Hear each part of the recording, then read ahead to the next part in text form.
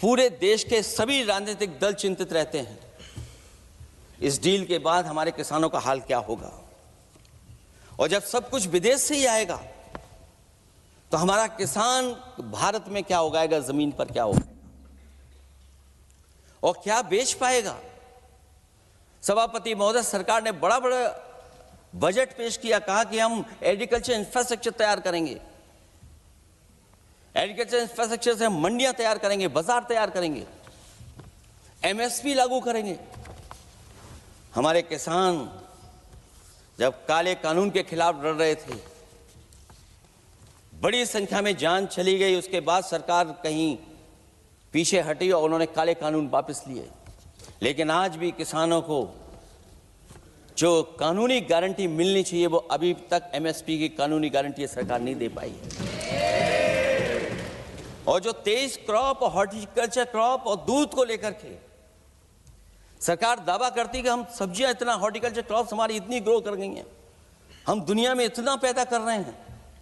दूध के जब आंकड़े बताते हैं कि दुनिया में हम दूध का उत्पादन इतना कर रहे हैं, और अगर आपका बजट ही विकसित भारत का बजट है तो हमारे हॉर्टिकल्चर क्रॉप्स और जो हमारा किसान दूध का उत्पादन कर रहा है, दूध का उत्पादन हो रहा है, उसके लिए एमएसपी की गारंटी कब देंगे आप लोग।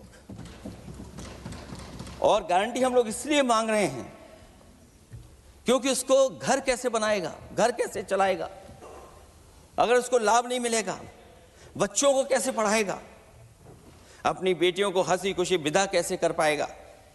और इधर तो जहां फसल की कीमत नहीं मिल पा रही है, सभापति महोदय, सोने के भाव कहां पहुंच गए हैं। पहले गरीब सोचता था जब हम अपनी बेटी की विदा करेंगे तो कुछ सोने का एक सामान खरीद करके दे देंगे उसको। जैसे जैसे बीजेपी की सरकार चली और आगे बढ़ती गई, 12 साल ऐसे हैं आ गए कि अब तो चांदी तो दूर, अगर यही सरकार चलती रही तो लोहे पर पीतल चढ़ाकर भी गरीब अपनी बेटी की विदाई नहीं करा पाएगा। कैसे अपने भविष्य के लिए 2 पैसे जमा कर पाएगा, मतलब आज क्या खाएगा, कल के लिए क्या बचा पाएगा। ये किसानों के बड़े सवाल हैं। भाजपाई किसानों को लाभ नहीं पहुंचाना चाहते हैं, ये किसी और को लाभ पहुंचाना चाहते हैं। कुछ अदृश्य लोग हैं जिनको लाभ पहुंचाना चाहते हैं, क्योंकि इनका बजट, जो बजट बनाते हैं वो आम जनता का ना उसमें जिक्र है ना फिक्र रहती है। और अगर फिक्र होती उनको तो किसान की खाद समय पर मिल जाती, उनको बीज समय पर मिल जाता, सस्ती बिजली उपलब्ध हो जाती, सिंचाई या सिंचाई मुफ्त हो जाती थी। और मुझे याद है सभापति महोदय, समाजवादी सरकार में हम लोगों ने किसानों की सिंचाई मुफ्त करने के भी फैसले लिए। कीटनाशक दवाइयां कितनी महंगी हैं और सरकार ने किसानों को अपने हाल पे छोड़ दिया। मंडियों पे कहीं कोई खरीद नहीं है, और अगर खरीद हुई है तो सरकार बताए कि धान, आलू या गेहूं की खरीद में तो मिल जाती है उसको कीमत, लेकिन धान और आलू जैसी फसलों पर कोई सरकार कीमत नहीं दे पा रही है। महंगाई बेतहाशा बढ़ने पर भी इस बजट में जनता को टैक्स में न छूट देना टैक्स शोषण है। अमीरों के काम, कारोबार और घूमने फिरने पर 10 तरह की छूटें दी गई हैं, लेकिन बेकारी, बेरोजगारी से जूझ रहे लोगों की उम्मीदों की थाली खाली है। मध्यम वर्ग अपने आप को ठगा महसूस कर रहा है। शोषित, वंचित, गरीब व्यक्ति जहां था वैसे भी नीचे जाता दिख रहा है। इस बजट ने उसके चादर में पैबंद लगाने की जगह उसे और चिथड़ा कर दिया है, क्योंकि सामाजिक सुरक्षा केवल शब्दों की औपचारिकता रह गई है। किसान, मजदूर, श्रमिक, कारोबारी, छोटा दुकानदार अपने लिए मिली राहत को दूरबीन से देखकर ढूंढ रहा है, और इसीलिए भाजपा का हर बजट 1/20 का बजट मानते हैं, क्योंकि वो 5% लोगों के लिए ही होता है। अच्छे बजट की होती हैं 3 पहचान: गरीब की तरक्की, खुशहाली और मुस्कान। शायद इस बजट ने तीनों चीजों को छीनने का काम किया गरीबों से। दूसरा विषय स्वास्थ्य को लेकर के बहुत हमारा गरीब समय समय पे परेशान रहता है। स्वास्थ्य को लेकर के जो ठोस कदम सरकार को उठाने चाहिए, वो सभापति महोदय सरकार नहीं उठाती दिख रही है, और जितना भी स्वास्थ्य सेवाएं हैं वो ठप होती चली जा रही हैं। मैं उत्तर प्रदेश की बता सकता हूं, मुझे याद है सभापति महोदय, पहला जो भारत सरकार और प्रदेश सरकार को मिलकर के पहला हॉस्पिटल, मेडिकल कॉलेज शाहजहांपुर का बना था, जिस समय भारतीय जनता पार्टी के उस समय के स्वास्थ्य मंत्री और मैंने मिलकर के उसका उद्घाटन किया था। उसके बाद जो प्रचार में तो ये बहुत आगे हैं, प्रचार में तो ये कहते हैं कि हर डिस्ट्रिक्ट में हर हॉस्पिटल, हर डिस्ट्रिक्ट में एक हॉस्पिटल या मेडिकल कॉलेज, लेकिन सच्चाई तो ये है कि इन हॉस्पिटलों में इलाज नहीं है, दवाई नहीं है, ऑपरेशन के लिए कहाँ जाना पड़ता है, भटकना पड़ता है। और जिस तरीके से अभी जिन लोगों ने इंश्योरेंस या LIC में किस्त दी होगी, वो जानते होंगे कि महंगाई कम नहीं हुई है, महंगाई बढ़ी है, किस्तें बढ़ गई हैं।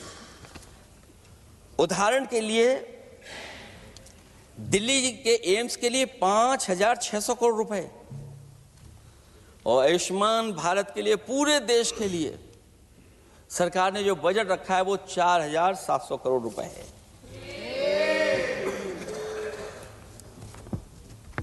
सुनते हैं पहले उपवन में हर ऋतु में बहार गाती थी, कलियों का तो कहना ही क्या, मिट्टी में खुशबू आती थी। ये भी ज्ञात हमें उपवन में कुछ ऐसे भौरे आए थे, सारा चमन कर दिया मरघट, अपने साथ जहर लाए थे। लेकिन अगर चमन वाले ही भौरों के रंग ढंग अपनाएं, माली तुम ही फैसला कर दो, हम किसको दोषी ठहराएं। सभापति महोदय, मैं उत्तर प्रदेश से आता हूं, जहां पर प्रधान संसदीय क्षेत्र है। राजमाता पूजनीय अहिल्याबाई होलकर जी, उनकी मूर्ति थी, उसको बुलडोजर से तोड़वा दिया। सभापति महोदय, कोई कल्पना कर सकता है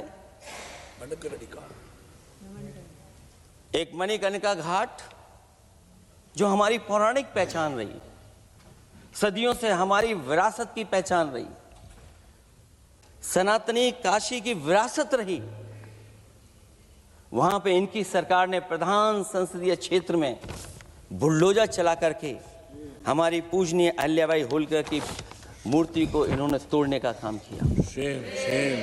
और सभापति महोदय, केवल एक मूर्ति नहीं, वहां पर अगर हम गिनती करेंगे, 1 नहीं, 2 नहीं, 3 नहीं, 4 नहीं, 5 नहीं, 6 नहीं, 7 नहीं, लगभग 100 मंदिरों को तोड़ने का काम इसी सरकार में हुआ है। केवल मंदिर नहीं तोड़े गए सभापति महोदय, एक antique bell donated by Nepal नरेश, जो घंटा बजता था, सभापति महोदय, जो घंटा बजता था, नेपाल नरेश जिन्होंने गिफ्ट किया था, वो घंटा भी लापता है।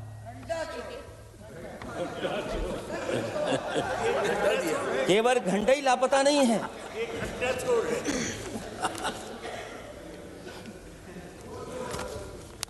सभापति महोदय, नमामि गंगा को लेकर के हमारे कानों में अभी भी वो बातें गूंजती हैं कि मां गंगा ने मुझे बुलाया है। क्या बात है कि पिछले 11 साल से मां गंगा ने बुलाया ही नहीं किसी को। मां गंगा बह रही हैं, जो उसके पैरामीटर्स हैं, जिस पैरामीटर्स को हर दिन नापा जाता है, उसमें डिसॉल्व ऑक्सीजन, सीओडी, बीओडी और तमाम पैरामीटर्स आज किस हालत में है मां गंगा? कोई कह रहा था कि अब गंगा बहकर के दूर तक जाएंगी, लेकिन शायद वो ही नहीं जानते होंगे कभी कभी उल्टी गंगा भी बहती है। जब उल्टी बहेगी तो यूपी के आते आते आप बाहर हो जाएंगे। सभापति महोदय, नमामि गंगा, मां गंगा में जुड़ने वाली नदियां, वरना नदी को एक संरक्षण कैसे हो, ब्यूटिफिकेशन कैसे हो, रिवर फ्रंट कैसे बने, उसकी शुरुआत की थी। लेकिन सभापति महोदय, इनकी बुलडोजर सरकार ने उसका काम रोक दिया। काली नदी किस हालत में है? यमुना के बारे में दिल्ली की सरकार जब बनानी थी तो कहा कि हम दुनिया का सबसे बेहतर रिवर फ्रंट बनाएंगे यमुना पर। इसी राजधानी में कहा गया। आज बताइए यमुना की हालत क्या है? और अगर यमुना दिल्ली में गंदी हो रही है तो ये बह करके जब यूपी जाती है तो मथुरा में भी गंदी है। और थोड़ा बहुत साफ गंगा इसलिए हो जाती है क्योंकि जब चंबल का पानी उसमें जुड़ता है, थोड़ी बहुत यमुना साफ हो जाती है। उसके बाद यमुना में भी कोई सफाई का सरकार ने इंतजाम नहीं किया। और आज भी मैं कहता हूं, देश का सबसे अच्छा रिवर फ्रंट अगर कहीं बना है तो लखनऊ में बना है, गोमती रिवर फ्रंट। जो लोग ये कहते हो कि दूसरा रिवर फ्रंट अच्छा है, मैं उनसे कहूंगा कभी लखनऊ के रिवर फ्रंट पर भी घूम करके आइए, तब आपको मालूम पड़ेगा कि रिवर फ्रंट क्या होता है। 26 जनवरी इसी वर्ष मैंने एक प्रतिष्ठित अखबार को पढ़ा और उसमें देखा मैंने कि high uranium in India's ground water samples लिए गए हैं। एक्सपर्ट्स वार्न कर रहे हैं कि सेवरल हेल्थ रिस्क हैं उससे। Lead pollution alarming in 69 rivers in India contaminated, rivers are contaminated. हमारे पानी में पेस्टिसाइड है, इंडस्ट्रियल वेस्ट है, अनसेफ है ड्रिंकिंग के लिए। हमारी नदियों में मरकरी है, डेंजरस लेवल। और जितनी भी हमारी वाटर बॉडीज हैं इंडस्ट्रियल टाउन्स के आसपास, सब में टॉक्सिक है, मरकरी है, बड़े पैमाने पे डेंजरस है पानी वहां का। और कई जगह इंडस्ट्री का सीधा सीधा वेस्ट जा रहा है। आर्सेनिक लेवल का सोच ही नहीं सकते हम लोग, जो मानक है उससे कई गुना ज्यादा है। ये तो हमारे देश का पानी है जो नदियों में बह रहा है, जो अंडरग्राउंड वाटर बन रहा है हमारा। ठीक ही कहा हमारे माननीय सदस्य ने कि जो संपन्न हैं, प्रिविलेज्ड हैं, वो लोग तो पानी साफ करने की मशीन खरीद सकते हैं। हमारा गरीब क्या खरीदेगा? गरीब की हेल्थ को कितनी परेशानी और रिस्क है। यहां तक कि अंतर्राष्ट्रीय प्लेटफॉर्म पर हमारे देश को भी सुनना पड़ा एक प्रतिष्ठित चैनल पर कि आपके देश में इन्वेस्टमेंट क्यों आएगा, क्योंकि वहां आ ही नहीं सकता है, क्योंकि आपकी हवा खराब है। सोचिए, देश का पानी खराब हो, और ये मैं नहीं कह रहा हूं, पानी खराब सरकार को मालूम है, नहीं मालूम है, लेकिन जो प्राइवेट कंपनियां हैं जिनको अपना पानी बेचना है, तो वो बता रही है कि आपके भारत के पानी में क्या क्या है। और ये बात गलत है तो सरकार ऐसी कंपनियों पर प्रतिबंध क्यों नहीं लगाते हैं कि इस तरह अपनी कंपनियों का सामान बेचने के लिए झूठा प्रचार कर रही हैं। जो चर्चा होने लगती है हवा खराब है, हालांकि उत्तर प्रदेश आते आते सरकार की भी हवा खराब हो जाती है। सरकार सबको डराती है, लेकिन सरकार को कोई नमस्कार न करे उसको नहीं डरा सकते। हमने तो कहा कि तुम लखनऊ से गए हो, लखनऊ का जो अदब है, लखनऊ का जो हमारी पहचान है, कम से कम अगर नमस्कार नहीं कर सकते तो आदाब तो कर ही देते वहां जाकर। जो लोग पिछड़े पीडीए उनके पक्षधर बनते हैं, आरक्षण को लेकर के कहते हैं कि हम आरक्षण देंगे, उनकी सरकारों में क्या अपॉइंटमेंट हो रहे हैं। मुझे याद है इससे पहले जब बहस हुई थी सदन में, वहां से बात निकली थी कि किस तरीके से अपॉइंटमेंट हो रहे हैं यूनिवर्सिटीज और कॉलेजेस में। मैं उसी पे कुछ कहना चाहता हूं। ये अपनी अपनी किस्मत है, कुछ कलियां खिलती हैं ऊपर और दूसरी मुरझा जाती हैं झुके झुके जीवन भर भूं पर। माना बदकिस्मत है, लेकिन क्या वे महक नहीं सकती हैं? अगर मिले अवसर अंगारे सी क्या दहक नहीं सकती हैं? जिस तरीके से आरक्षण पर खिलवाड़ हो रही है उसकी कोई कल्पना नहीं कर सकता था। विकसित भारत तभी विकसित भारत माना जाएगा जब हमारे पिछड़े, दलित, आदिवासी, अल्पसंख्यक मुसलमान भाई को बराबर का हक मिलेगा। और जब तक हक नहीं मिल रहा उनको, तब तक शायद विकसित भारत का देखने का सपना आधा अधूरा है। अभी अभी सुप्रीम कोर्ट ने कहा है माइग्रेशन को लेकर के, सुप्रीम कोर्ट ने 16 जनवरी को एक फैसला पलट दिया। हाई कोर्ट के फैसले को पलटते हुए फैसला सुनाया कि यदि आरक्षित वर्ग का कोई उम्मीदवार बिना किसी छूट का लाभ लिए अगर अनारक्षित वर्ग से ज्यादा नंबर प्राप्त करे तो उसे अनारक्षित वर्ग में सेलेक्ट किया जाएगा। क्या सुप्रीम कोर्ट भी कह रहा है? हमारे सरकार की भी नियत है कि सबको आरक्षण मिलना चाहिए जिनका हक हो। हमारे प्रधानमंत्री जी भी कहते हैं हम पिछड़े हैं। हमारे दूसरे नंबर के नेता, क्योंकि उन्हें सनातनी बनना था, अपना धर्म बदल के दूसरा धर्म लिख लिया उन्होंने। तो कम से कम पिछड़ों का तो ख्याल करिए आप।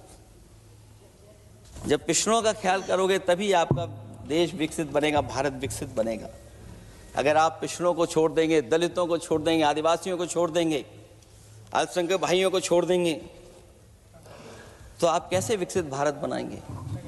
एक आर्थिक बराबरी है, दूसरी सामाजिक बराबरी है। और मुझे लगता है बजट से न आर्थिक गैर बराबरी दूर हो रही है, न सामाजिक गैर बराबरी दूर हो रही है। और इनकी सरकार में कितना भेदभाव है। सभापति महोदय, केवल चुनाव जीतने के लिए सोचिए। एक 72 साल के बुजुर्ग पर मोईद खान साहब, आप जानते होंगे आपके क्षेत्र में, मदरसा टाउन एरिया। सभापति महोदय, बीजेपी का लक्ष्य केवल है चुनाव जीतना। इन आंकड़ों से क्या मतलब? और आंकड़ों के अगर ये ठीक आंकड़े होते सभापति महोदय, तो इन्होंने कहा था कि बुलेट ट्रेन हम 1 लाख करोड़ की बनाएंगे। आज बुलेट ट्रेन 2 लाख करोड़ की कैसे हो गई? सभापति महोदय कहा कि हम 1 लाख करोड़ में बनाएंगे बुलेट ट्रेन। और बुलेट ट्रेन केवल संपन्न स्टेटों में क्यों? हमारे बंगाल, बिहार और यूपी में क्यों नहीं? और अगर आप हाई स्पीड बुलेट ट्रेन लाना चाहते हैं तो 1 लाख करोड़ का बजट दिया था, 2 लाख करोड़ बजट हो गया। यूपी में जब बनेगा तो पता नहीं कब बनेगा, कौन जानता है कब बनेगा। चुनाव जीतने के लिए इनकी सरकार के लोगों ने झूठा फंसाया। ये सब जुमला है, जुमला। झूठा फंसाया, और इसलिए फंसाया कि वो मुस्लिम है, इसलिए फंसाया। 72 वर्ष के बुजुर्ग को 19 महीने जेल में रखा गया। समाजवादी पार्टी को बदनाम किया गया, और केवल इसलिए कि चुनाव जीत जाए आप, अयोध्या का चुनाव जीत जाए, क्योंकि अयोध्या का चुनाव हारे थे आप लोग। मैं अयोध्या की महान जनता का धन्यवाद देता हूं कि उन्होंने कम्युनल पॉलिटिक्स का समापन किया है। वो विकास के रास्ते पे जाना चाहते हो। मैंने पहले भी कहा, फिर कहता हूं, आपका विकास अयोध्या का तो मैं जानता हूं कैसा है, क्योंकि लोगों ने काशी को क्यूटिव बनते नहीं देख पाए। अगर हम सब सदस्य हैं और हमारे प्रधान सांसद के संसदीय क्षेत्र को अगर हम क्यूटिव न बना पाए, आप विरासत मिटा रहे हैं। वहां पर कई सौ पुरानी दाल मंडी, जिसमें केवल वोट नहीं मिलता, इसलिए दाल मंडी को आप डिमोलिश कर देंगे आप। अल्पसंख्यक बनारस। और इसको अयोध्या को जीतने के लिए 72 वर्ष के एक व्यक्ति को झूठा केस लगाया, झूठा फंसाया, जेल भेज दिया। और न केवल उसको जेल भेजा, बल्कि उसकी दुकानें और उसकी बेकरी पर भी बुलडोजर चला दिया आपने। क्या डेमोक्रेसी में हमारे बुलडोजर का कोई स्थान है क्या? हाई कोर्ट कहता है कि आप फैसला सुना सकते हैं क्या? कोर्ट कहता है कि आप कौन हो गए फैसला सुनाने वाले लोग, और फिर आप लोग कहते हैं कि हर घर जल और नल। सभापति महोदय, इन्हीं के विधायक ने मंत्री जी को घेर लिया, इन्हीं के विधायक ने मंत्री जी का अपहरण कर लिया, और ये कहते हैं कि हम तो, हमारे कोई अराजकता नहीं है। ये कहते हैं इन्वेस्टमेंट लाएंगे, हम एमओयू साइन करेंगे। सभापति महोदय, देश के प्रधानमंत्री, देश के सबसे बड़े उद्योगपति उत्तर प्रदेश पहुंचे थे, एमओयू साइन किए गए, लाखों करोड़ के एमओयू साइन हुए, और एमओयू साइन होने के बाद जमीन पर कितना उतरा ये बताए सरकार। एमओयू के बाद सरकार बताए कितना जमीन पर उतरा है। इन्होंने जब कश्मीर का 370 हटा रहे थे सभापति महोदय, हाँ ना, बजट ही है ये एमओयू में, क्योंकि इंसेंटिव अगर नहीं देंगे तो कौन आपका इन्वेस्टमेंट लाएगा। ये राज्य का विषय नहीं है सभापति, राज्य से प्रधानमंत्री आते हैं, और आपने ये कहा कि प्रधानमंत्री के क्षेत्र में हमने देश में कहा कि हमने 1000 किलोमीटर मेट्रो बिछाई है। आपने देश के प्रधानमंत्री के क्षेत्र में क्यों नहीं मेट्रो बिछाई? क्यों नहीं बिछाई आपने? आपने देश के प्रधानमंत्री के क्षेत्र को एक्सप्रेस से क्यों नहीं जोड़ा आपने? क्योंकि आपके पास बजट नहीं है। अटल बिहारी वाजपेयी जी के आपने नाम से एक्सप्रेस वे क्यों नहीं बनाया, बताइए आप? ये बजट नहीं है आपके पास।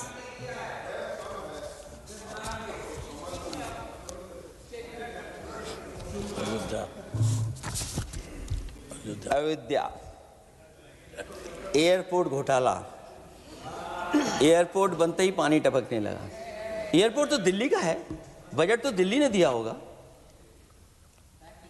अयोध्या रेलवे स्टेशन, हमारे कन्नौज का रेलवे स्टेशन बनते ही गिर गया, और गिरने के बाद अभी तक नहीं बन पाया। तो ये बजट का हिस्सा नहीं है क्या?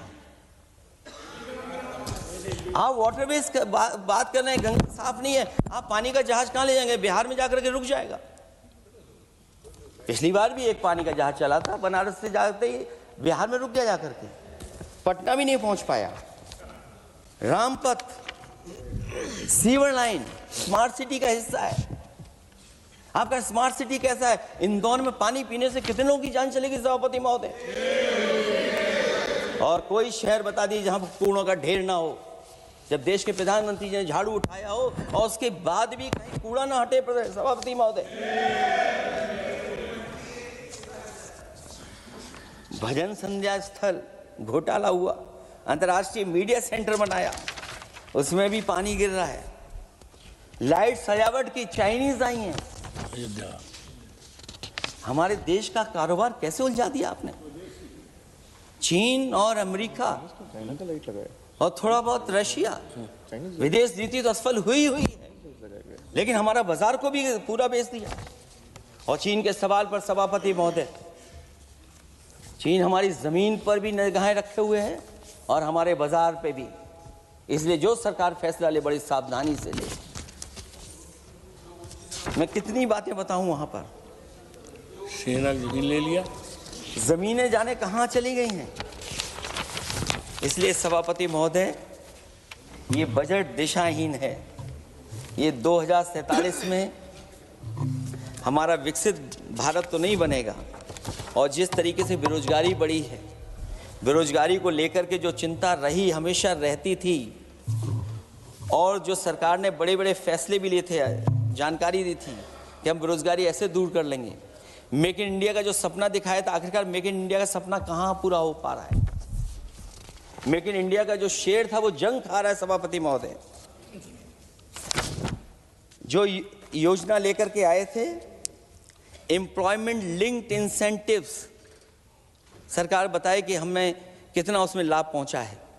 2024-2025 के बजट में इन योजनाओं के लिए 33,000 करोड़ रुपए आवंटित किए गए थे, लेकिन खर्च कितना हुआ? 1700 करोड़ रुपया केवल। एक आपने पिछली बार सपना दिखाया था कि इंटर्नशिप की योजना, इंटर्नशिप वाली योजना जो घोषित की, जिसके लिए 10,000 करोड़ रुपए आवंटित किए थे आपने, लेकिन उसमें खर्च कितना हुआ है? 500 करोड़ रुपया। और जो लक्ष्य रखा था आपने रखा था 5 साल में 1 करोड़ लोगों को, लेकिन इसमें आए कितने? 1,65,000 लोगों ने फॉर्म भरा, ऑफर दिया उन्होंने, लेकिन फाइनली जिसमें ऑफर जिसका सिलेक्ट हो वो केवल 16,000 लोगों को काम पहुंचा है। सोचिए, हमारा देश इतना बड़ा, जहां करोड़ों को आप इस योजना से जोड़ना चाहते थे, केवल 16,000 लोग जाएंगे उसमें। ये आपको बेरोजगारी खत्म करने की योजना है आपकी।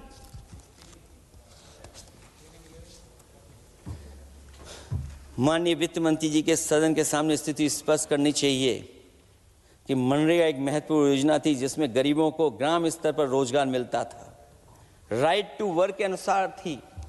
इस योजना को समाप्त करते हुए आपने क्या नाम रखा है? बीबी राम जी। और हमारे राम जी कहाँ बैठे हैं? कहाँ है हमारे राम जी? पीछे बैठे, जिन्हें बचपन से हम देखते आए राम जी। ये हमारी खुशकिस्मती है कि राम जी सदन में बैठे हैं, लेकिन आप राम जी का अपमान कर रहे हैं। आपको उनको यहाँ नहीं बैठा सकते, आपको यहाँ बैठाना चाहिए नंबर 2 पर। अगर आप सच्चे मायने में सभापति महोदय बीपी राम जी, आप कृपया देखिए, वित्त मंत्री राम जी को ही नहीं जानती हैं। अखिलेश जी हे भगवान, अखिलेश जी आप कृपया बजट पे आ जाइए। आप कृपया बजट पे आ जाइए अखिलेश जी। सभापति महोदय बजट पे आइए, बजट पे आइए। एक मिनट क्या बोले? फिर बोलना दोबारा। नहीं, आप बजट क्या बोलिए? नहीं, सभापति जी बोलिए। नहीं सभापति महोदय, नहीं जिन्होंने गोली चलाई वो आपका राम मंदिर बना रहे हैं। सभापति महोदय, जिन्होंने गोली चलवाई वो राम मंदिर बनवा रहे हैं। अगर कुछ पता ना हो तो जाकर के पूछ लेना, पता कर लेना। आधी अधूरी जानकारी के साथ मत आया करो यहाँ पर। अब आप बताइए सभापति महोदय, बीवी राम जी नाम बदल दिया आपने।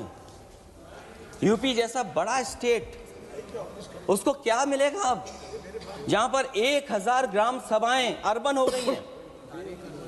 जब 1,000 ग्राम सभाएं अर्बन हो गई हैं और 40% व्यय प्रदेश सरकारों पर डाल दिया गया है, ये स्कीम कैसे चलेगी आपकी? मैंने पहले ही कहा था कि एमएसपी की लीगल गारंटी मिलनी चाहिए। और जिस तरीके से किसान आत्महत्या कर रहा है, एनसीआरबी के आंकड़े सरकार के पास होंगे कि किसान कितनी आत्महत्या कर रहा है। जिन्होंने ये कहा कि 2022 तक हम दोगुनी आय कर देंगे। आप बताइए, आलू की पैदावार की क्या आय दोगुनी हो गई? धान की पैदावार करने वाले की आय दोगुनी हो गई। आपको गाय से बहुत प्रेम है। हमारे क्षेत्र में खुद एक काऊ मिल्क प्लांट बना, यूपी का पहला काऊ मिल्क प्लांट। आपकी सरकार ने उसको बंद कर दिया। आप कहते गाय की सेवा करो, लेकिन पहला यूपी का काऊ मिल्क प्लांट वो आपसे बंद हो गया। अगर शायद हम ऊंट के मिल्क की चॉकलेट बना रहे होते उस प्लांट से तो वो प्लांट चलता रहता। आय दोगुनी कितनी हुई है बताएं सरकार? मत्स्य पालन और पशुधन विकास की तरफ सरकार का कोई ध्यान नहीं है। सरकार का कहना है कि वित्त अच्छी हुई है, लेकिन क्या कारण है कि एफडीआई में लगातार कमी आ रही है? विदेशी इन्वेस्टर्स क्यों बाहर ले जा रहे हैं? भारत में इन्वेस्ट करने के लिए क्यों नहीं इच्छुक हैं? और शेयर मार्केट क्यों इतनी जल्दी गिर जाता है? रुपए के मूल्य में डॉलर के विरुद्ध निरंतर गिरावट आ रही है। और इसके बाद सभापति महोदय, इस डील और ढील के बाद हमारा रुपया कहां होगा, ये सरकार जरूर बताए हमें। मैन्युफैक्चरिंग में कोई सुधार नहीं हो रहा है।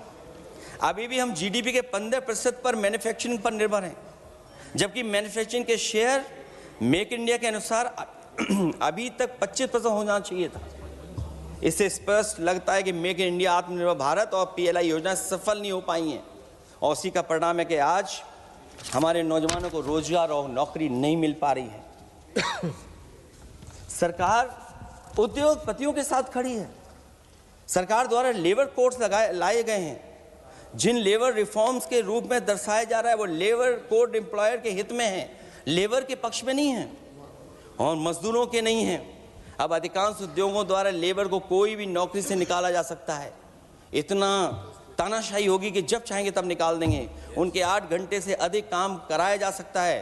परमानेंट एम्प्लॉयमेंट की बजाय कॉन्ट्रैक्चुअल एम्प्लॉयमेंट की व्यवस्था की है सरकार ने। सोचिए, यही सरकार है कि सबका साथ सबका विकास। एयर पॉल्यूशन को लेकर के मैं पहले ही कह चुका हूं। और शहरी विकास तो इनका मैंने क्यूटो को मैं देखा है, इसलिए उस क्यूटो के बारे में मैं ज़्यादा नहीं कहना चाहता हूं। अंत में मैं इतना ही कहूंगा कि स्वास्थ्य और शिक्षा के केवल 10% और 14.2% बजट बढ़ाया गया है, जबकि पिछले वर्ष का पूरा बजट इन दोनों मदों में खर्च ही नहीं किया गया है। आखिरकार सरकार बताएगी खर्च क्यों नहीं हुआ, आखिर क्या कारण है, किसकी वजह से खर्च नहीं हुआ है। जल जीवन मिशन में 50,000 करोड़ रुपए खर्च नहीं हो पाए हैं और प्रधानमंत्री आवास योजना में 40,000 करोड़ रुपए। और हमारे देश के प्रधानमंत्री ने गांव गोद लिया था, वो लगता है उस गांव को अनाथ छोड़ दिया है प्रधानमंत्री जी ने। वो गांव ही अनाथ छोड़ दिया है। आरबीआई के डेटा के अनुसार इनकम में जो नीचे 80% हैं, उनकी इनकम का शेयर 36% से घट करके 32% हो गया है और हर वर्ष में रियल वेजेस 2% कम हो रही हैं। आखिरकार इसका कारण क्या है? मुझे उम्मीद है सरकार बताएगी कि इसका कारण क्या है कि जिसकी वजह से लगातार गिरावट होती जा रही है। मैं रैंकिंग में नहीं जाना चाहता हूं कि हमारी रैंकिंग कहां है, गैर बराबरी की रैंकिंग में हम कहां पहुंच गए हैं, हम कितना नीचे पहुंच गए हैं। जो तरह तरह की रैंकिंग समय समय पर आती हैं, उन रैंकिंग के बारे में सरकार को ज़रूर पता होगा कि हम एजुकेशन इंडेक्स में कहाँ हैं दुनिया में, हम हेल्थ इंडेक्स में कहाँ हैं दुनिया में, और जो एयर क्वालिटी के इंडेक्स है उसमें हम दुनिया में कहाँ हैं। इसलिए सभापति महोदय, मैं अंत में इतना ही कहना चाहता हूँ कि ये बजट दिशाहीन है। 2047 तक विकसित भारत तो नहीं बनेगा, लेकिन हमारे गरीबों के साथ बहुत अन्याय होगा। जिस तरह एआई पे बात की गई है, एआई अगर अच्छाई और भलाई के लिए हो तो अच्छी बात है, लेकिन पता नहीं भारतीय जनता पार्टी पे कितना रिसोर्सेज हैं कि एआई और जितना भी हमारा वो है जो बजट है, वो सबसे ज़्यादा खर्च वो करते हैं दूसरों को बदनाम करने के लिए। इसलिए इन्हीं शब्दों के साथ मैं सभापति महोदय का धन्यवाद देता हूं। मैं उम्मीद करता हूं कि सरकार इस बजट को गरीबों की तरफ मोड़ेगी, पीडीए के लोगों की तरफ मोड़ेगी, जिससे वो भी मुख्य धारा में खड़े हो सकें। बहुत बहुत धन्यवाद। माननीय सदस्यगण, अभी हम केंद्रीय बजट पर सामान्य चर्चा में हैं। अगला माननीय स्पीकर माननीय श्री अभिषेक बनर्जी जी।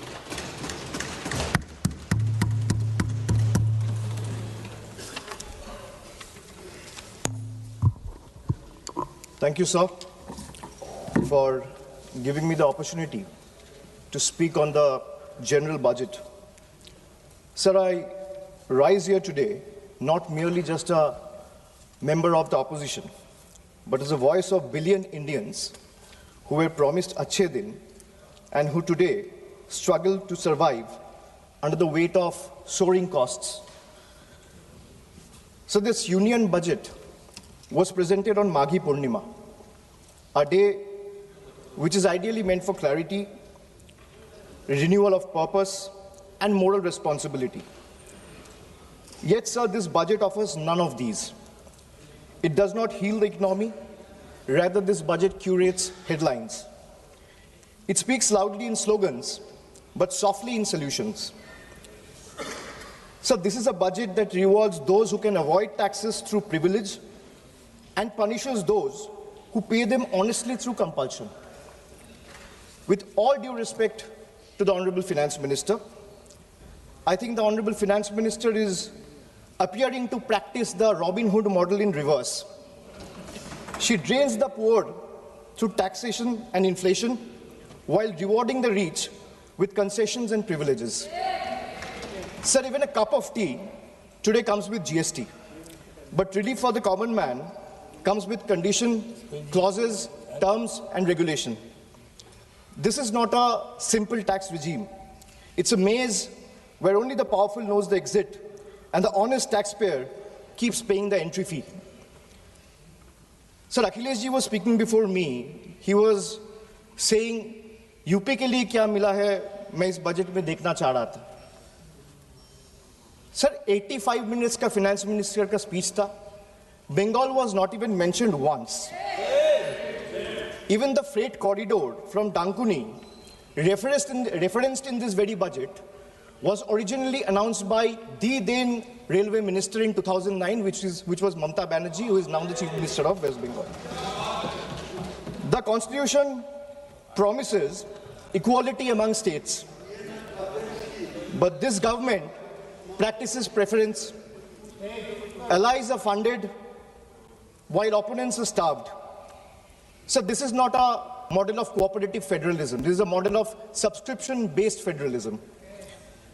So the budget and the manner in which the government chooses to function forces us to confront a truth that we as citizens have been avoiding for too long. So in November 2021, on a stage thousands of miles away at the Kennedy Center, Veer Das, a young stand-up comedian from India, spoke of two Indias. Many laughed, some were offended, few paused to listen. But what he offered was not comedy. It was a warning, a prophecy, a mirror held up to a nation standing at the edge of its own contradictions. Because I too, sir, come from two India. And I come from an India which proclaims Ek Bharat, Shresth Bharat. And I also come from an India where mother tongue becomes a marker of suspicion, where speaking Bengali makes you a Bangladeshi and eating fish makes you a Mughal. Sir, I come from a part of India that gave birth to revolutionaries and wrote courage in blood. And I also represent an India where saying Joy Bangla or singing Amar Sonar Bangla is enough to strip you and brand you a labeled Ghuspetiya. Sir, I come from an India that thunders Sabka Saath, Sabka Vikas from every podium. And I come from an India where West Bengal's rightful dues to the tune of 1,96,000 crores are frozen in cold bureaucratic silence. Sir, what is withheld is not just money. What is withheld is dignity. What is withheld is constitutional promise that every Indian, every state, stands equal before the union. This is not governance or federalism, sir. This is a message that you stand in line or you'll be made to pay the price. And that is the tragedy of our time. India has two faces, but that one India is being asked to kneel before the other is the truth that we all are facing today. Sir, I come from an India where the finance minister proudly declares with absolute confidence that India is the fastest growing economy in the world. And I come from another India where Bengal, after contributing 6.5 lakh crores in taxes in just last 7 years, is systematically denied its rightful share. So despite repeated requests and appeals, we have been denied employment under Manrega, housing under PM Awas Yojana, road connectivity under Gram Sadak Yojana, even basic drinking water under Jal Jeevan Mission is being stopped. Sir, I come from an India that boasts of maximum governance, minimum government. And I also come from an India where governance means abandonment, where the poorest are forced to fight for roti kapra makan, where wages are held hostage, where houses are sanctioned on paper but erased in practice, where even drinking water becomes a bargaining chip in a political vendetta. I come from an India where farmers are stopped at the national capital with nail embedded in the roads with concrete barricades. And I also come from an India where terrorists can enter the national capital and carry out blasts killing 15 innocent people. I come from an India where we are told, and I quote, India's borders are safe and they cannot be violated. a promise that is made from the highest office. And I also come from an India where that promise lies in ruins. Terrorists crosses our border, infiltrated heavily guarded militarized zones like Pahalgam, and gunned down 26 innocent civilians under broad daylight. And Honorable Sir, all of these, the abandonment, the broken promises, the selective cruelty, it's not random, it's not accidental. It flows from a single, unmistakable principle of this budget. So this budget is built on a single unmistakable principle, that is triple. Triple, teen. A writer once said, there are three kinds of lies. Lies, damned lies, and statistics. Modern India lives with three certainties: pressure that mounts, taxes that multiply, and trust that is betrayed. So today, India lives under triple pressure, triple taxation, and triple betrayal. Triple. So let me place before this August House my 10 principles of triple. Sir पहले है triple tax trap. एक आम इंसान को लगता है मैं एक बार इनकम टैक्स दे रहा हूं, but I will explain to the chair and share with this august house that how a common man is being taxed 3 times over, not once, twice, but thrice. So the first blow is the income tax. The salaried citizen pays tax even before the salary reaches his bank account. There is no escape, no negotiation, no adjustment made for inflation. In today's India, honesty doesn't pay, it costs. So number 2 is GST. From the first biscuit with the morning tea to a school notebook, from sugar and spices in the kitchen to the electricity bills, from hospital expenses to medical expenses, from soap in the bathroom to the software at work, indirect taxes follows everywhere. Sir, जहां सरकार की welfare schemes नहीं पहुंचती है, वहां भी GST पहुंच जाती है. The government celebrates record GST revenue, but this number do not reflect growth or prosperity. They reflect a system squeezing revenue from consumption, often from necessity, not choice. So third tax is inflation, the most silent tax of all. The tax that rises without permission and collects without responsibility. It's a slow leak in the common man's wallet. For the middle class, inflation feels like the salary comes on time, but it doesn't last the month. The same grocery list costs more, the same school fees feel heavier, and the same electricity bill shocks more than even before. Nothing extra is being bought, yet money disappears faster. It quietly eats into savings meant for children's education, family travel, medical emergency, or old age. Sir, I come from an India that proudly calls itself a Vishwa Guru. And I also come from an India that is teaching the world how to extract triple tax out of a single citizen. So my triple number 2, triple pain of proving your existence. So let us be honest. Voting today is no longer considered enough. Having one's name on the electoral rolls for decades is no longer enough. Even service to the nation is no longer enough. You may be a decorated soldier, a Nobel laureate, a sitting High Court justice, or even a member of this august house, and still you have been asked to prove that you belong. This strikes the heart of Article 326 of the Constitution, which guarantees adult citizens the right to vote. Sir, in Bengal alone, 150 lives have been lost in the last couple of months, and nearly 1 crore people are today being treated as suspects. If electoral rolls are so unreliable that every citizen must continually reprove their legitimacy, then by that same logic, sir, the legitimacy of this very house, formed on the basis of this very electoral rolls, is itself questionable. Yes. So my triple number 3, and I'll talk of 3 betrayal. First betrayal is where the global crude oil prices crash. Indian citizen sees no benefit. Instead, the common man is generally offered ethanol mixed petrol at a premium, paying extra for a policy experiment he neither demanded nor benefits from. My second betrayal, the government boasts of bullet trains, which Akhilesh ji has also mentioned. While fancy trains make the headlines, only 4% of the network is safeguarded with Kavach, leaving ordinary travelers exposed to risk. Third betrayal. So the ordinary Indian doesn't ask for any miracle. They ask for clean air to breathe, clean water to drink, safe roads to return home, and affordable health care while life falters. Even these simple hopes remain uncertain. An ordinary citizen pays income tax to buy a vehicle.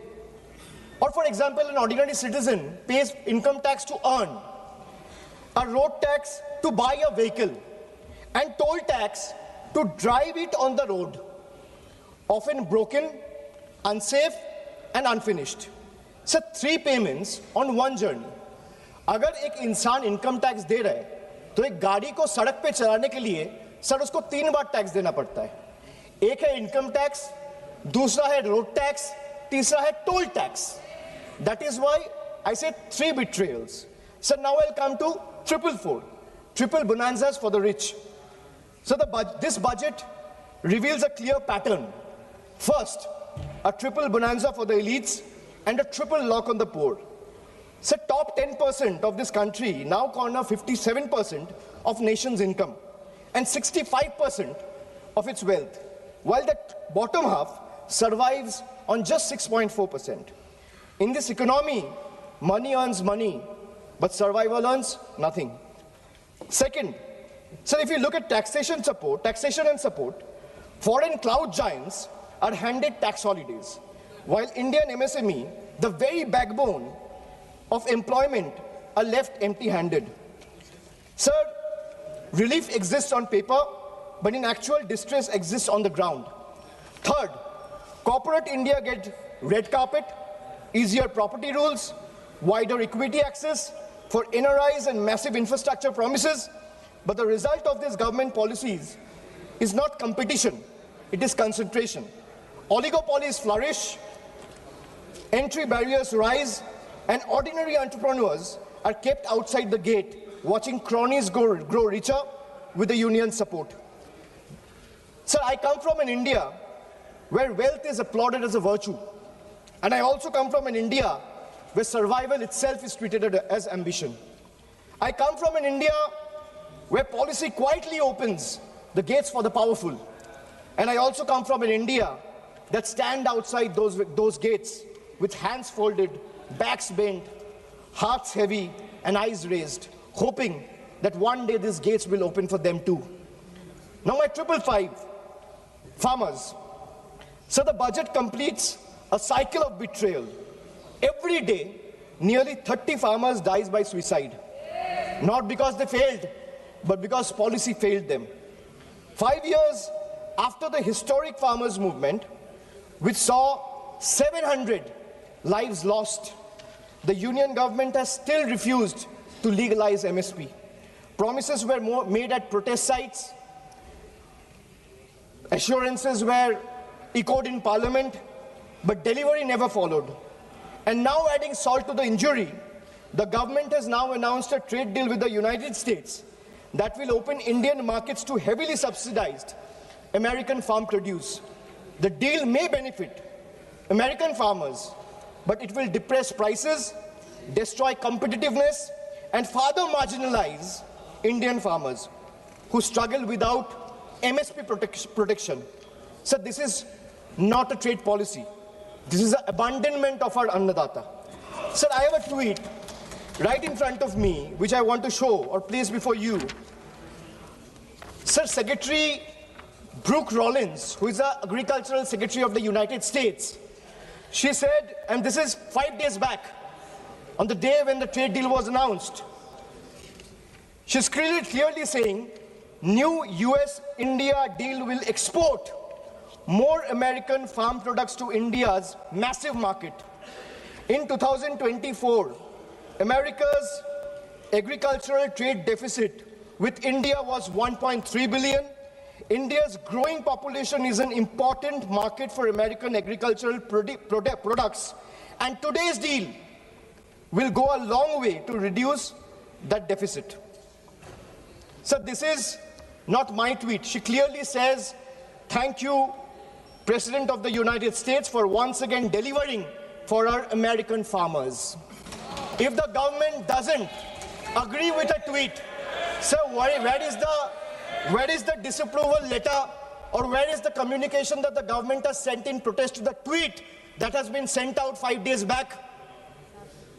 Sir, America का agriculture secretary कह रहा है इस deal से America का किसानों का फायदा है, इसीलिए हम अमेरिका का सभापति का धन्यवाद करता है. And the Indian government or the union has not written a line in protest of what the agriculture secretary has tweeted. So now I come to youth. So the much publicized PM internship scheme was allocated over 10,800 crores. Less than 5% of the amount has been utilized. Similarly, the PM Young Achiever Scholarship, which was meant to uplift the talented students from marginalized backgrounds, saw 31% of its fund go unused in financial year 25-26. Sir, if I speak of women, more than 86 women are raped every day in this country. A number that reflects systematic collapse, not isolated crime.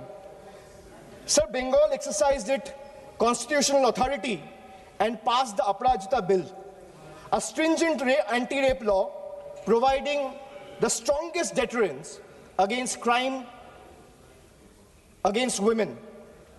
So the bill was duly sent to the union through the governor about 18 to 19 months ago. For a year and a half, it has remained pending without any decision. So when a democratically passed law maintained to strengthen protection is left in a limbo, it expresses a lack of intent. This reminds me that I come from an India that promises to double farmers' income. And I come from an India where 1,11,174 farmers and agricultural laborers, brothers and sisters have been forced to commit suicide. I come from an India which launched Beti Bachao, Beti Padhao. And I come from another India where every 16 minutes a rape or a crime against women is being reported. So now I come to 3 cracks in the Constitution. Number 1, so hatred has now been normalized. It has moved from margin to the mainstream. So if I talk about cases registered for promoting enmity between religious and social groups, the number of cases has doubled between 2021 and 2023. And this rise didn't happen in silence. It happened alongside political speeches, public rallies, and calculated dog whistles. When hate goes unpunished, it spreads. When it spreads, minorities pay the price. Second, hate is no longer whispered. It has become a broadcast. So our country has documented more than 1,300 hate speeches in a single year. When such volume of hate fills public space, the government refuses to act decisively, swiftly, then the message is clear, sir. Intimidation is tolerated and silence is the union's policy. Third, sir, the education empowerment scheme under the Ministry of Minority Affairs has just used 8% of its total funds, while the 35% of the ministry's allocation, 27% under tribal affairs, and 28% under scheduled tribes remain unutilized. Sir, even schemes like a scholarship like Maulana Azad National Fellowship, Pre-Metric Scholarship, and Paro Pradesh have been hollowed out. So now I come to 777, which is the triple power grab. Over the last decade, the government has treated institutions as the government's own personal property.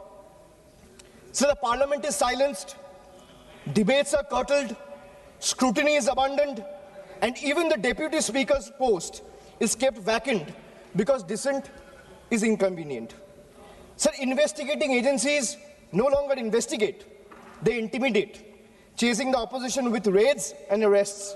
While convictions become negligible, as independent institutions weaken, public institutions are put on the auction block. Air India, BPCL, the shipping corporation, built by generation with public money, are being sold like distressed assets, hastily, without any sort of accountability. So this is described as reform, but it is actually a managed handover. When institutions are bent to serve power and national assets are reduced to headlines and handover, the constitution is not broken in protest, it's torn apart. Sir, I come from an India where the Honorable Prime Minister says, na khaunga, na khane dunga. And I also come from an India where questioning the washing machine that gave reprieve to 23 of the 25 leaders who joined the BJP makes you the most corrupt one. So now I come to triple jumla on finances. Agriculture. So the budget waxes eloquent about coconut, cocoa, cashew, sandalwood, fisheries and AI advisories, but remains silent on MSP assurances, procurement expansion. There is no price stabilization fund, no diesel support, no fertilizer relief, and no electrical subsidy. This is diversification without security, and it leaves the majority of Indian farmers, trapped in distress. Sir, even the PM Kisan scheme has been stuck at 6,000 rupees since December 2018. Despite soaring input costs and record diesel prices, sir, in actual, if we see, real terms, farmers are earning less each year. A rupee in 2018 is not a rupee in 2026. Sir, if I speak of healthcare, the government spends less than 0.26% of the GDP. And they might have questions on my source of information. If the need be, I will place all the sources before the table by 8 p.m. tonight. The government spends 0.26% of GDP on public health even today. The national health policy promised 2.5% of GDP. What we get instead is postponement, excuses, and under-allocation. In a country where illness is still the fastest road to poverty, this budget chooses flyover over first aid, optics over oxygen, and announcement over actual care. So if I speak of infrastructure, the smart city mission promised transformation in 100 cities with over 2 lakh crore. Yet a decade later, what we have is half-dug roads and half-built homes. Instead of finishing the job, this budget announces new economic regions. Sir, under the Jal Jeevan mission, funds were cut by 74%, forcing states to pick up the bill. In higher education, 55,000 crore is spent on management, but 2.68 crore on infrastructure, not even enough to build a world-class lab. So now I come to my 999, the triple truth trap.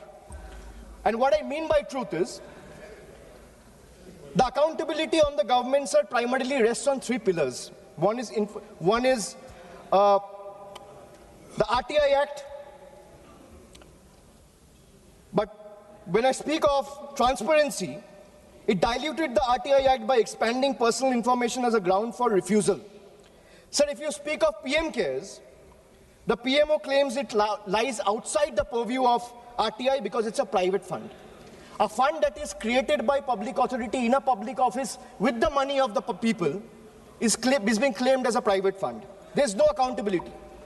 Sir, NFHS and NCRB data has been frozen because welfare still runs on census 2011. Sir, if I am to summarize the budget from the perspective of 3 stalwarts, B.R. Ambedkar warned us. What is the moral verdict of the budget? If we were to look at it from the perspective of Dr. Ambedkar, Gandhiji, or Swami Vivekananda, Dr. Ambedkar warned us that democracy is not just institutions. It is a constitutional morality. Gandhiji taught us economics divorced from ethics is violence. Swami Vivekananda reminded us that a nation cannot rise by crushing the weakest. Well, this budget violates all three. In today's India, sir, tax does not follow income. Tax follows life.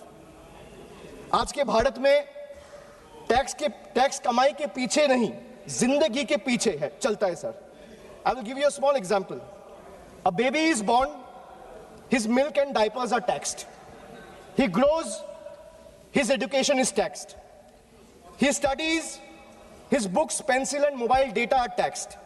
He starts earning, his income is taxed. He saves for future, his savings are taxed. He spends to survive, his survival is taxed. He goes to work, his fuel is taxed. He falls sick, his illness is taxed. He grows old, pension and healthcare are also taxed. And Honorable Speaker, even after his death, the family still pays tax.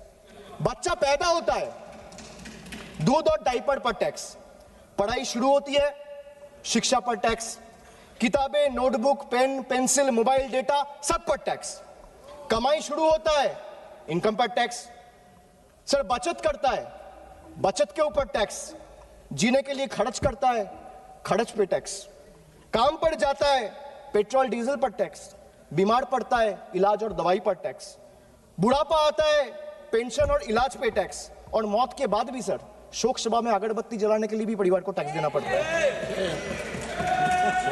This summarizes the budget. Sir, I am addressing the chair. I'm sure the finance minister will have a reply ready. When she is given the opportunity to speak, she can quote me, and if I am misleading the house, she can take my name and then place her arguments. Sir, from a baby's first milk to a citizen's final farewell, this government taxes life at every step. जन्म से लेके अंतिम संस्कार तक हर कदम पर tax. ये reform नहीं sir, ये लाइफ टाइम टैक्स ट्रैप है. Sir, now I come to 1010, मेरा लास्ट ट्रिपल. मैंने 9 ट्रिपल का बात किया, अब 10वां कर रहा हूं. Sir, I will and with 3 dates, 3 moments of history: 2016, 2021 and 2024. 3 elections, 3 verdicts, 3 decisive defeats for the BJP in West Bengal. And after this triple defeat, a 4th one is no longer a warning. It is approaching. Sir, मैं ज़्यादा घुमाऊंगा नहीं. Let me come straight. Sir, the government want to punish Bengal. Let them proceed. We won't bow. You want to freeze our funds? We will persist. मैं क्यों कह रहा हूं persist? क्योंकि पीएम आवास से लेके, सड़क से लेके, मनरेगा से लेके सारे पैसे बंगाल के पिछले 5 साल से ये सरकार ने रोक के रखा है. प्रधानमंत्री ने आत्मनिर्भर भारत की बात किया है, हम स्वनिर्भर बंगाल क्या होता है काम करके दिखाया है. So you want to punish Bengal? Proceed, we won't bow. You want to freeze our funds? We will persist. You want to profile and persecute our youth? We will protect them. You want to starve our schemes? We will sustain our people. Bengal's spine was not ever bent by surrender, nor softened by sermons of hate. It is forged in struggle, tempered in sacrifice, and is not for sale. Go ahead, send your audits. We will answer them. Unleash your agencies. We will confront them. Delay our clearances. We will chronicle every day stolen, every stolen day. But remember this, files can be frozen, funds can be stalled, voices can be suppressed, but memories can't be erased. And when the people rise and the ballot breaks the silence, we will settle the final account. You will wear the mask of the union, we will raise the mirror of the people. And when truth looks back, power will bend and we'll have to blink first. So this reminds me again that I come from an India that celebrates labor as a backbone of the economy, the hands that build our highways, factories, ports, cities, this parliament. But I also represent an India where that very labor, when it travels from Bengal, is no longer seen as a labor, he's seen as a suspect. Punished for the language he speaks, I come from an India where Northeast is proudly called Ashtalakshmi. And I also come from an India where Manipur bled for 864 days and the Prime Minister found no time to visit. I come from an India that derives its vocabulary from Ishwar Chandra Vidyasagar. And I also come from an India where Vidyasagar's bust was vandalized by ruling party at the center. I come from an India where we worship Ma Durga as Supreme Shakti. And I also come from an India where Ma Durga's ancestry is questioned by BJP leaders. Sir, I really come from two India. And honestly, I'm tired of explaining this house which India I belong to. Because the truth are, they both exist. And until and unless we acknowledge the second one exists, we will never be able to be the first one we claim to be. So budgets can divide, politics can polarize, power can pretend, but there's something deeper than budgets, older than governments, and stronger than fear, which is the moral imagination of the people. When institutions weaken and language loses its faith, it is our literature, our culture, our shared memory that rises to remind the nation of who it is and who it must never cease to be. So I finally return to the Constitution. When you open the Constitution, it opens with the words, "We, the people of India." It's not a ceremonial phrase. It's a declaration of sovereignty. It's a reminder that power flows upward from the people, not the other way down. That governments may rule, but people remain the supreme. That sentence is not meant to be recited. It is meant to be lived. And as long as people remember it, no fear can last, no injustice can endure, and no republic can ever truly be taken away. And thus today, I do not end with slogans. I end with conscience, and I end with voice of Bengal. এই মৃত্যু উপত্যকা আমার দেশ না, এই জল্লাদের উল্লাস মঞ্চ আমার দেশ না, এই বিস্তীর্ণ শ্মশান আমার দেশ না, এই রক্তস্নাত কসাইখানা আমার দেশ না। আমি আমার দেশকে ফিরে কেড়ে নেব। জয় হিন্দ, জয় Bangla. Thank you. Next speaker, Sri T.R. Baluji. Honorable Chairman, sir, thank you for giving me this opportunity to discuss on the subject matter of budget estimate 26-27.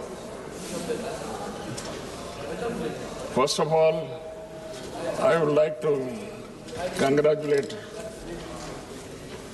Madam Nirmala Sitharaman ji for having brought the budget estimates for the consecutive 9th time, next to Mr. Chidambaram, who has also done the same thing in the same parliament.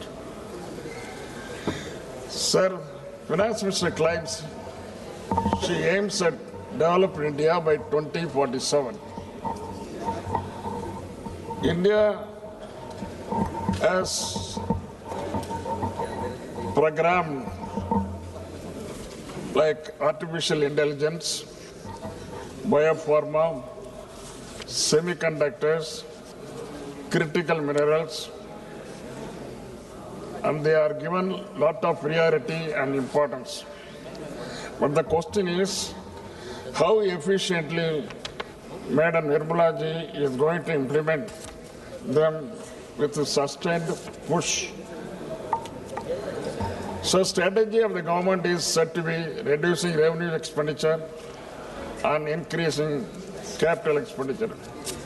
It is also claimed that revenue expenditure has fallen by 11% in the last 10 years.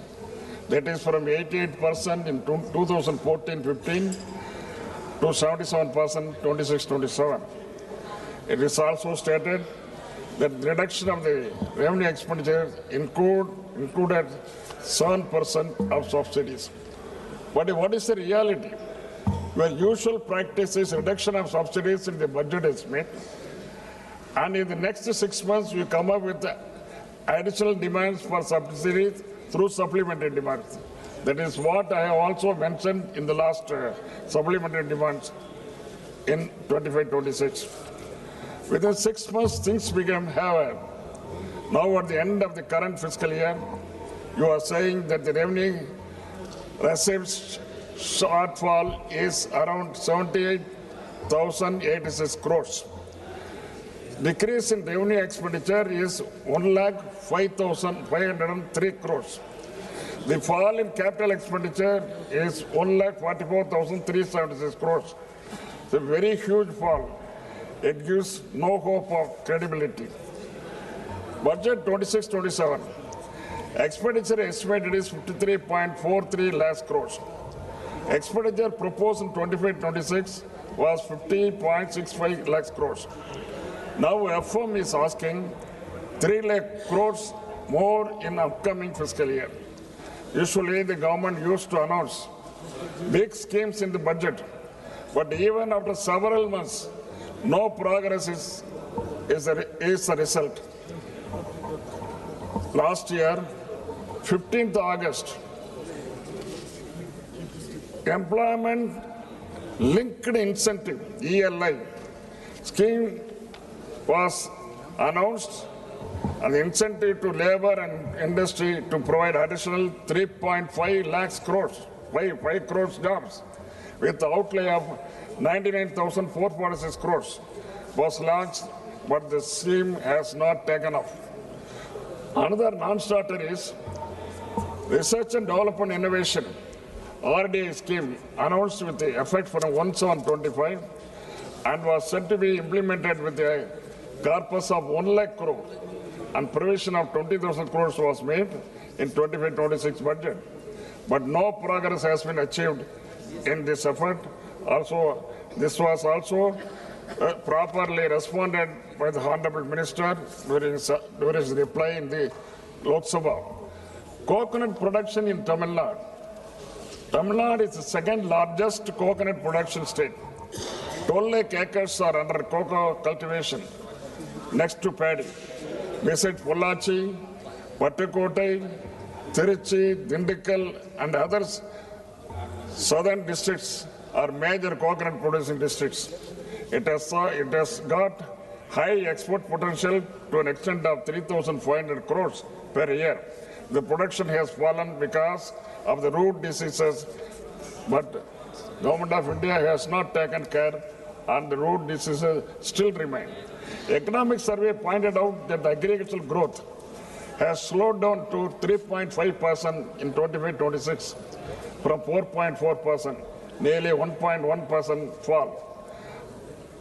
The tariff and trade agreement unilaterally announced by USA bound to open floodgates to import of agricultural products into India. This will be disastrous for farmers and farm sector. The Finance Minister has said in her speech that rich value crops like coconut, cocoa, sandalwood, cashews, etc. will be given special support. But the allocation was just 350 crores only. The farmers' organization are condemning this announcement of government is nothing but a naive rhetoric. Banana is another crop that requires special attention and support from Government of India. Tamil Nadu is #1 in banana cultivation and exports around 4,000 crores every year. Government of India should come forward to give special intensive to banana cultivation to boost exports. Union government has been giving stepmotherly treatment to Tamil Nadu, and there has been no special scheme or financial allocation so far. Even the prestigious projects like Setu Samudram, which were implemented by UPA, has been shelved on political grounds. UPA government had gifted 69 large projects and very important projects in all sectors during 2004 and 2014. The last of the schemes included the Tamil as Semmozhi, Chennai port as to Madurai elevated bridge of 21 kilometers, abolition of Senwar to protect textile industry, new railway station, new Norway division at Salem, Thiruvarur Central University, IEM at Trichy, Indian Maritime University at Chennai, etc. On the contrary, it lasts 12 years. For the past 12 years, one project has come, that is Ames Madurai. Not yet taken up. Ames Madurai is still under the ground. It has not yet been taken up. Tamil Nadu CM had also stated during UPA, Tamil Nadu was allotted 11% of plan expenditure, and now Tamil Nadu is given 0 only. Government of India is not funding Metro Rail Project number 2. Samagra Shiksha fund to the tune of 3,548 crores, not yet released. Madurai and Coimbatore Metro,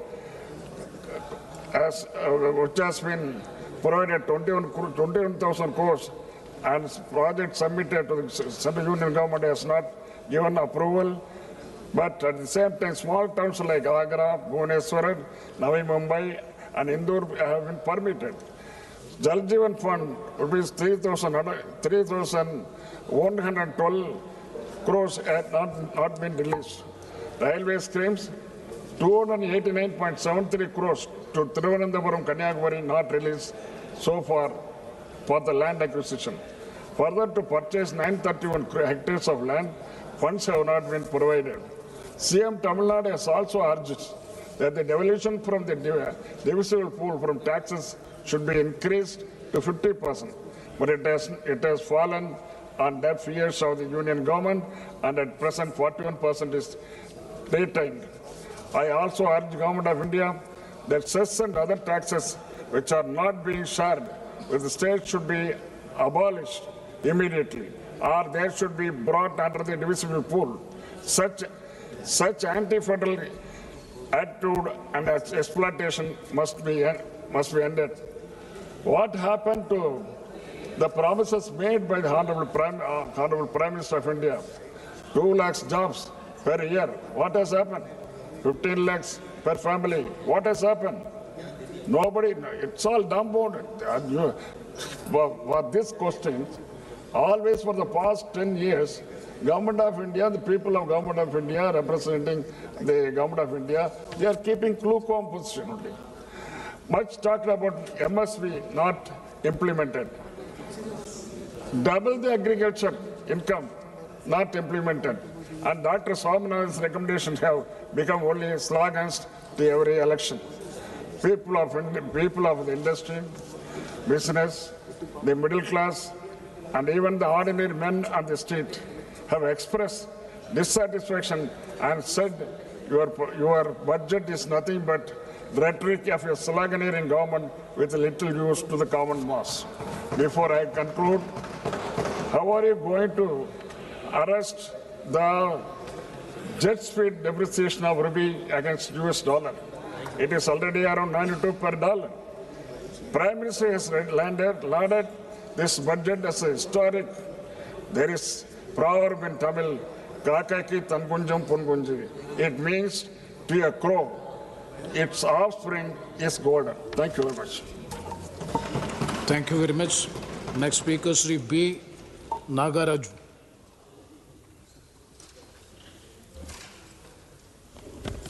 Respected Speaker, sir, మన గౌరవనీయ ప్రధానమంత్రి నరేంద్ర మోడీ గారి యొక్క దూరదృష్టి నాయకత్వాన్ని ప్రశంసిస్తూ 2026-2027 ఆర్థిక సంవత్సరానికి ముందు చూపుతో మరియు ఆర్థిక క్రమశిక్షణతో కూడినటువంటి కేంద్ర బడ్జెట్ను సమర్పించినటువంటి గౌరవనీయులైన ఆర్థిక మంత్రి నిర్మలా సీతారామన్ గారిని అభినందిస్తూ వికసిత్ భారత్ లక్ష్యంగా ఈ ఆర్థిక సంవత్సరపు బడ్జెట్ను 3 కర్తవ్యాల ఆధారంగా రూపుదిద్దుకుంది అధ్యక్ష.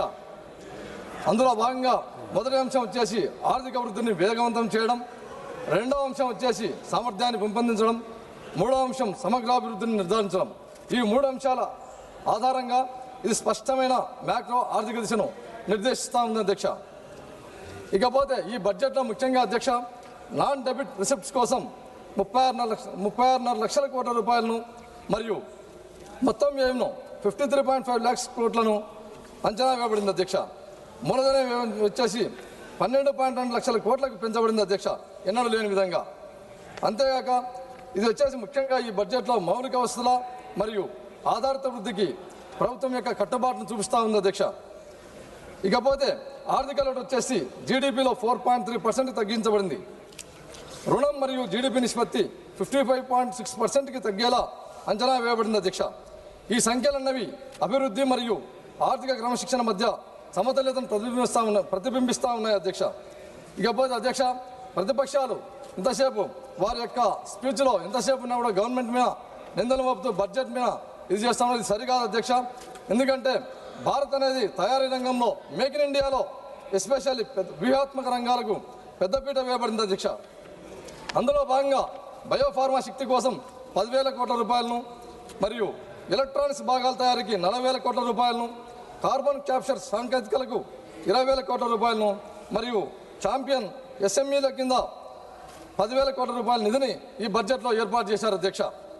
ఇకపోతే అధ్యక్ష, ఇప్పుడున్నటువంటి ఆధునిక యుగంలో పాశ్చాత్య దేశాలతో పోటీ పడుతూ టెక్నాలజీని ఇప్పుడున్నటువంటి ప్రజలకు అవసరాల కోసం ఏ రోజుకి ఆ రోజు పోటీ పడుతూ ఈ బడ్జెట్లో 7 హైస్పీడ్ రైలు కారిడార్లను ప్రతిపాదించబడ్డాయి అధ్యక్ష. అంతేగాక 20 జాతీయ జల మార్గాలు అభివృద్ధి చేయబడుతున్నాయి అధ్యక్ష. మూలధన వ్యయం కింద చరిత్రాత్మక స్థాయిలో ఎన్నడూ లేని విధంగా ఉపయోగిస్తూ ఉన్నారు అధ్యక్ష. ఇకపోతే ఇది సాధారణ బడ్జెట్ కాదు అధ్యక్ష, ఇది నిర్మాణాత్మక సంస్కరణల బడ్జెట్గా భావిస్తున్నాను అధ్యక్ష.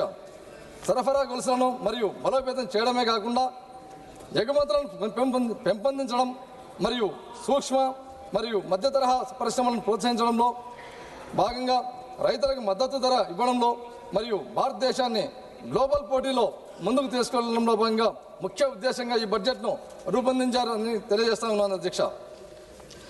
ఇప్పుడు ముఖ్యంగా మా ఆంధ్ర రాష్ట్రానికి ఈ బడ్జెట్ ఆంధ్ర రాష్ట్రానికి ఎలా ప్రయోజనం చేకూర్చిందో ప్రత్యేకంగా 2 విషయాల్లో ప్రస్తావించదలుచుకున్నాను అధ్యక్ష. 16వ ఆర్థిక సంఘం సిఫార్సుల మేరకు ఆంధ్రప్రదేశ్ రాష్ట్రానికి 64,320 కోట్ల రూపాయలను కేటాయించబడ్డాయి అధ్యక్ష. విభజిత ఆంధ్రప్రదేశ్లో రాష్ట్ర వాటా 4.21%గా పెరిగింది. ఇది రాష్ట్ర అభివృద్ధి అవసరాలను గుర్తించిన నిర్ణయంగా భావిస్తున్నాం అధ్యక్ష. ఎందుకంటే ఈ విషయంలో మేము గౌరవ నిర్మలా సీతారామన్ మేడం గారికి మరొకసారి ధన్యవాదాలు తెలియజేస్తున్నాను అధ్యక్ష. ఎందుకంటే ఈ విషయంలో dedicated rare earth permanent magnet కారిడార్ల ప్రకటన మరియు ఆంధ్రప్రదేశ్కు చారిత్రాత్మక అవకాశం కల్పించినటువంటి అవకాశం మరియు ఖనిజ సంపద ఉన్నటువంటి రాష్ట్రంగా మేము తవ్వకాల దశను దాటి విలువ ఆధారిత పరిశ్రమల వైపు అడుగులు వేస్తూ ప్రాసెసింగ్ మరియు పరిశోధన ఆధునిక తయారీ వైపు ముందుకు సాగుతున్న విధంగా పనిచేస్తూ ఉంది అధ్యక్ష. ఈ బడ్జెట్ అన్నది ఏపీలో వచ్చేసి అధ్యక్ష మాకు తీర ప్రాంతం అనేది సుదీర్ఘంగా ఉంది అధ్యక్ష. అందులో భాగంగా మత్స్య మరియు ఎగుమతులకు క్లస్టర్లకు మద్దతు ఎంతో ప్రయోజనం చేకూర్చే విధంగా ఈ బడ్జెట్ రూపొందించారు అధ్యక్ష. అంతేగాక డ్యూటీ ఫ్రీ దిగుమతుల పరిమితిని 1% నుంచి 3% వరకు పెంచడం వలన వ్యయం భారం తగ్గుతుంది అధ్యక్ష. అందులో భాగంగా భారతదేశ ఈజెడ్లో చేపల వేటకు ఇచ్చినటువంటి మద్దతు మా మత్స్యకారులకు ఆదాయం పెంపుకు దోహదపడుతుంది అధ్యక్ష.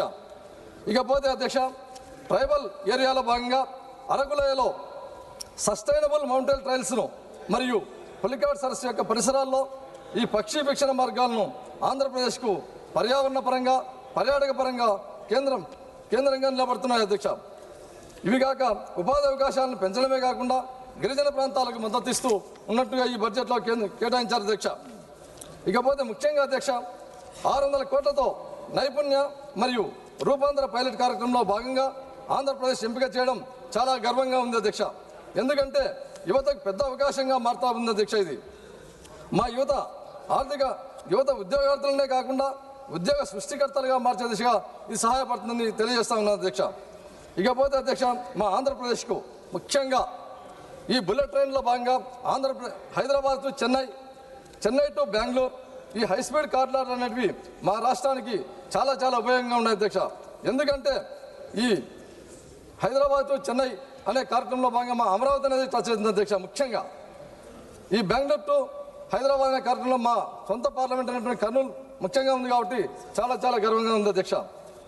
అంతేగాక ముఖ్యంగా ఈ బడ్జెట్లో అధ్యక్ష మాకు ఆంధ్రప్రదేశ్ జీవనాధారమైనటువంటి పోలవరం జీవనాడు లాంటిది అధ్యక్ష. అది 2027 కల్లా కంప్లీట్ చేయాలనే కృతనిశ్చయంతో ఉన్నటువంటి ఆంధ్రప్రదేశ్ ప్రభుత్వానికి ఈ జలవనరుల శాఖకు ముఖ్యంగా అత్యధికంగా నిధులు కేటాయించేందుకు చాలా చాలా మరొకసారి ధన్యవాదాలు తెలియజేస్తా ఉన్నాను అధ్యక్ష. అంతేగాక అమరావతి నిర్మాణం అనేది మాకు స్టేట్ క్యాపిటల్ చాలా ఇంపార్టెంట్ అధ్యక్ష. ఆ స్టేట్ క్యాపిటల్ నిర్మాణంలో భాగంగా అర్బన్ డెవలప్మెంట్ అథారిటీకి పట్టణాభివృద్ధి శాఖ కూడా నిధులు పుష్కలంగా కేటాయించినందుకు నిర్మలా సీతారామన్ మేడం గారికి మరొకసారి ధన్యవాదాలు తెలియజేస్తా ఉన్నాను అధ్యక్ష. అంతేగాక ఈ బడ్జెట్ అనేది ఆంధ్రప్రదేశ్ను భారతదేశ అభివృద్ధి ప్రయాణంలో వ్యూహాత్మక భాగస్వామిగా గుర్తించింది అధ్యక్ష మా స్టేట్ను.